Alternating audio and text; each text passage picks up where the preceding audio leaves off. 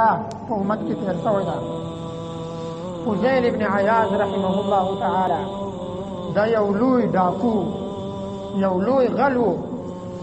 خلک به د ده په خوا باندې تنا نه سو تېرېدلی، غټه قافله به تیاره شوله، بیا به په دغه لاره تېرېدل.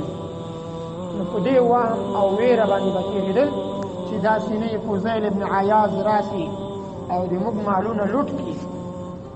پټ به تېرېدلو دا قافلې.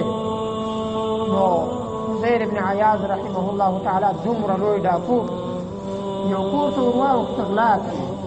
وایي په دا کور کې یو قاري صاحب تلاوت یې کوو، دغه آیت یې ویلې: الم یأن للذین آمنوا ان تخشع قلوبهم لذکر الله.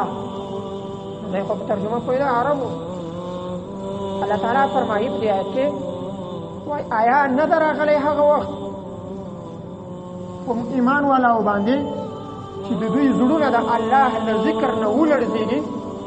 ان تخشع قلوبهم لذکر الله.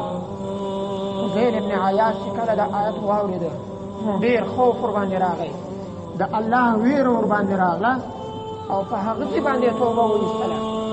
داسې توبه یې وایستله چې د ډېرو نورو اولیاو شیخ دی،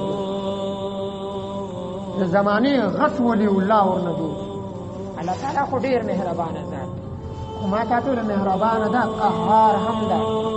د ګناه په دې نیت کوله چې بیا به زه توبه وباسم، خو هغه ورځ به بیا ته ونه وینې، هغه ورځ به بیا په تا رانسي چې ته دا امیدونه ساتې.